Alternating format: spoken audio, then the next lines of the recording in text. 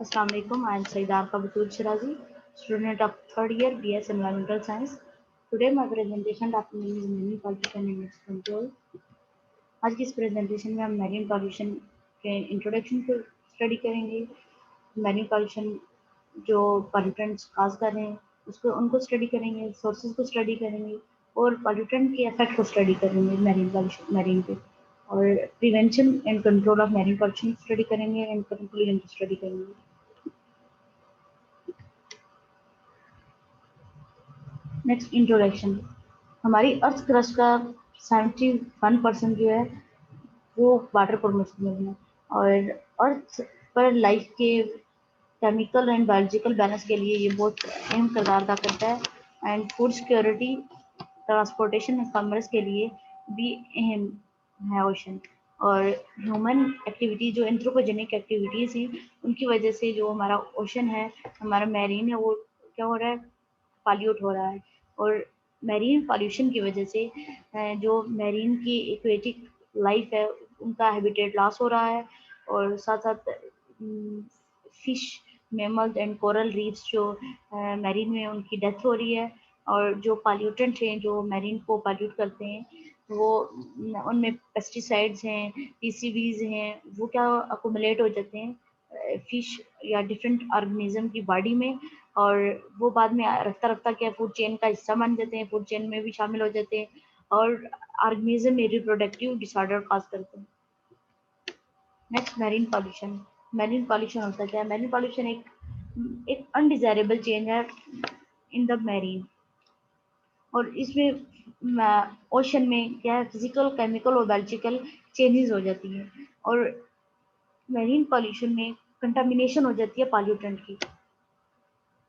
Next pollutant होता क्या? Pollutant basically एक मटेरियल है जो पॉल्यूशन काज कर रहा है और डिफरेंट पॉल्यूटेंट होते हैं जो मैरीन पॉल्यूशन काज करते हैं, जो मदरजा यहाँ पे गिवन दिए गए भी हैं। इनमें सेवेज है, पेस्टिसाइड है, प्लास्टिक वेस्ट है, मेटालिक वेस्ट है, ऑयल है, हीट है, रेडियो एक्टिव वेस्ट है and rich soil. Next sewage. Sewage क्या है? सेवेज जो है ये कंटेन करता है ऑर्गेनिक मैटर और सेवेज जो है इंटर होता है through different ways, by direct drainage से भी हो सकता है, थ्रू इंडस्ट्रीज से भी हो सकता है and tipping at sea from ship से। एंड इसका इफेक्ट जो है वो सी पे क्या है, ये यूट्रोफिकेशन काज करता है। Eutrophication means enrichment of nutrient in the marine and deoxygenation means oxygen की रिमूवल हो जाती है, ऑक्सीजन कम हो जाती है और उसकी वजह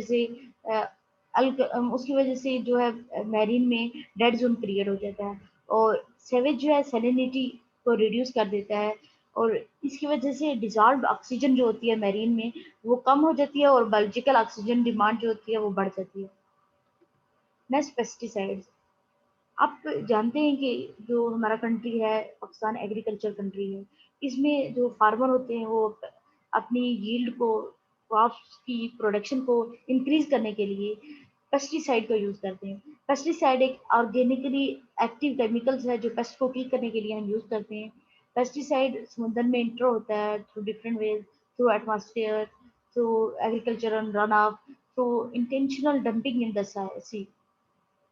एंड पेस्टिसाइड जो है वो एक ऑर्गेनिज्म अगर पेस्टिसाइड को इनगल्फ कर ले, इनहेल कर ले, तो उससे क्या होता है, सील्स, पिंगुइन, मैरीन प्लैंक्टन, ये सब जो है उनमें रिप्रोडक्टिव साइकिल जो होता है उनका डिस्टर्ब हो जाता है और उनमें स्किन डिजीजेज, इम्यूनोटॉक्सिसिटी का काज हो सकती है, किडनी डैमेज हो सकता है, वेट लॉस होता है और हत्या कि ट्यूमर फॉर्मेशन हो जाती है। ट्यूमर फॉर्मेशन कैंसर काज हो सकता है उनमें। Next plastic waste. Plastic waste जो है उसका ओशन में प्लास्टिक बहुत ज़्यादा दिन ब दिन बढ़ता जा रहा है। जो एक एस्टिमेट किया गया है कि मास जो है प्लास्टिक का वो ओशन में 100 मिलियन मेट्रिक टन तक बढ़ चुका है और उसमें जो भी ऑर्गेनिज्म है, मैरीन के ऑर्गेनिज्म है जो उसके मैरीन के ऊपर रह रहे हैं, जो मैरीन के अंदर रह रहे हैं, वो क्या करते हैं, मिस्टेकनली इनहेल कर लेते हैं इस प्लास्टिक को, वो खुराक समझते हुए। लेकिन ये जो प्लास्टिक है जब वो इनहेल करते हैं वो डाइजेस्टिव ट्रैक्ट में जाके स्टक हो जाता है और उसके पैसेज ऑफ फूड को ब्लॉक कर देता है और अल्टीमेटली उनको इन्फेक्शन और स्टार्वेशन की वजह से डेथ हो जाती है उनकी। Next metallic waste. Metallic chemical element जो है वो हाई डेंसिटी के होते हैं और इनकी जो लो कंसंट्रेशन है किसी भी ऑर्गेनिज्म में, वो क्या करते हैं, टॉक्सिसिटी कॉज करता है, पॉइजनस कॉज करता है। इन हैवी मेटल्स में मर्करी इंक्लूड है, लेड है, निकल है, आर्सेनिक है एंड कैडमियम है। मेटेलिक वेस्ट जो है डिफरेंट वे से मैरीन एनवायरनमेंट में शामिल हो जाता है। इसमें नेचुरली भी है और एंथ्रोपोजेनिकली भी है। नेचुरली जो है वो वेदरिंग के जरिए, weathering of the earth crust के जरिए ये शामिल हो जाता है। डायरेक्ट डिस्चार्ज होता है इंडस्ट्रीज के एफ्लुएंट का, उसकी वजह से भी हो जाता है। एटमॉस्फेयर की वजह से भी होता है और ऑयल स्पिल की वजह से भी होता है। और ये जो हैवी मेटल है, ये जो टॉक्सिक मेटल है, ये ऑर्गेनिज्म की के टिश्यू में एकुमुलेट हो जाते हैं और एक्यूमुलेशन की वजह से ये बायोमैग्नीफाई भी हो जाते हैं। उसकी वजह से ये इनकी डेथ हो सकती है। और जब ये डेथ होने से पहले ये जब कंज्यूम ऑर्गेनिज्म जब कंज्यूम इसे करते हैं, उसकी वजह से इसका इफेक्ट ये होता है कि नर्वस सिस्टम, इनका नर्वस सिस्टम में ये डिस्ट्रॉय हो जाता है, किडनी फेलियर हो जाता है, ब्रेन में भी ब्रेन में भी ब्रेन भी इसका ब्रेन में भी ब्रेन का सिस्टम जो है, नर्वस सिस्टम, वो डिस्ट्रॉय कर देता है। रेस्पिरेटरी सिस्टम जो होते हैं इसको भी डिस्ट्रॉय करता है और अल्टीमेटली इनकी डेथ हो जाती है। ऑयल जो है, ऑयल इंटर हो जाता है सी में डिफरेंट वेज के जरिए, जैसे कि कार्गो टैंकर्स को जब हम वॉश करते हैं मैरीन कोस्टल एरियाज के करीब, तो उसकी वजह से ऑयल जो है स्पिल होके मैरीन में शामिल हो जाता है। ऑयल के एक ये भी इसका सोर्स है कि जब एक्सीडेंट्स होते हैं ड्यू टू कोलिजन, फायर लग जाती है, इसमें टैंकर्स में एक्सप्लोजन हो जाता है, उसकी वजह से ऑयल रिलीज होके समुद्र में चला जाता है स्पिल होके, और ऑयल लीकेज हो जाती है थ्रू पाइपलाइंस के जरिए। और इसका इफेक्ट क्या है ऑयल का? ऑयल का इफेक्ट ये है कि डिजॉल्व ऑक्सीजन को रिड्यूस कर देता है और लाइट जो पेनिट्रेट हो रही है इसमें मैरीन में, उसको भी रिड्यूस कर देता है।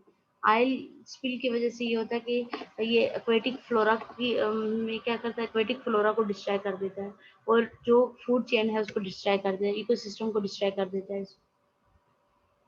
और जब आयल्स को फिशेस क्या करते हैं, आयल पॉल्यूटेड सी वाटर को जब वो कंज्यूम करती हैं तो इसमें ब्रीथिंग प्रॉब्लम काज करते हैं, उसके फिश के लिवर को डैमेज कर देते हैं और किडनी को डैमेज कर देते हैं।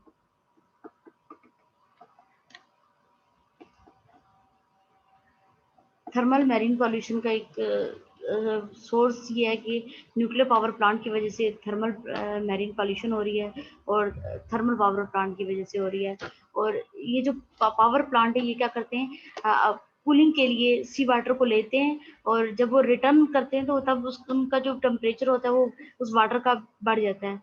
मीन्स पहले तो वो ठंडा पानी लेते हैं, जब वो डिस्चार्ज करते हैं अफ्लुएंट इंडस्ट्री से जो निकल रहा होता है उसका टेम्परेचर बढ़ जाता है।